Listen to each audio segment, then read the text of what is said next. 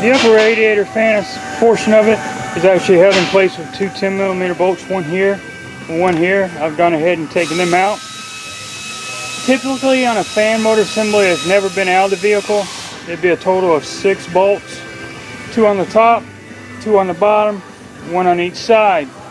I've already seen that this one evidently has been replaced before because the ones on the side are missing, which is usually something that I'll do because I don't need the bolts on the side. It's held in place firmly with the uppers and lowers, and it's easier in case you ever got to remove it. So what we're going to do is jack it back up or crawl into the vehicle, whatever you can do best, and we'll get to the bottom 2 bolts to hold the fan assembly in, as well as the electrical connector, and then we can get that out of the way as well. The vehicle's back up under there, or back in the air, or we're back up under it. However you want to do it, laying on your back or jacked up in the air. Now, here's the bottom 2 bolts that I mentioned that we need to take loose. This one, that one.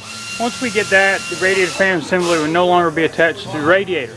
Now we do have an electrical connector off to the far left on the shroud, right in front of the transmission, that we need to go ahead and disconnect. And there we go, directly above that drain that we spoke of earlier.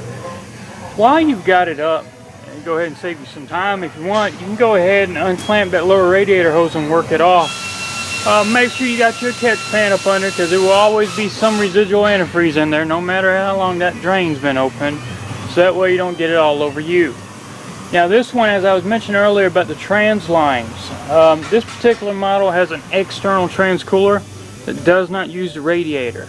So we will not have to worry about that. So once we get the fan shroud out and that the lower radiator hose, we'll be a whole lot closer to getting it out.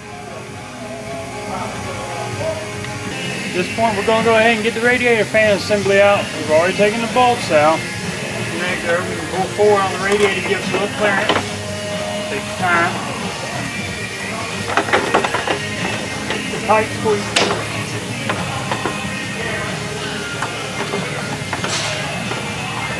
Go. Now, the only thing left, being that the upper and lower hose off, is the actual AC condenser is bolted to the radiator.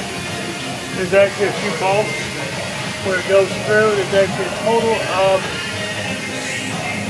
3 on the passenger side and 2 on the driver's side that you're going to get access to from in here. Now the fan's out of the way, you just go through and take they're 10mm bolts, take a total of 5, 3 passengers, 2 drivers, and that should give us some movement on the condenser as well, and then we'll move on to that. At this point, the AC condenser and the trans cooler that's mounted directly below are all unbolted from the radiator by those 5 bolts I mentioned about earlier. Now it's just a matter of moving the radiator a little further back.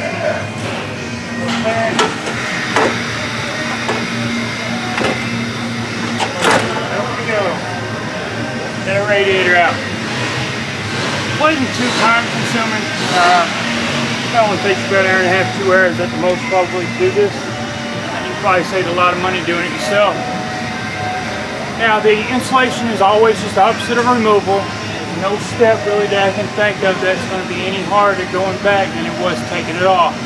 So instead of hearing me repeat everything in reverse, you've already had the knowledge, you should be able to do it without any problems.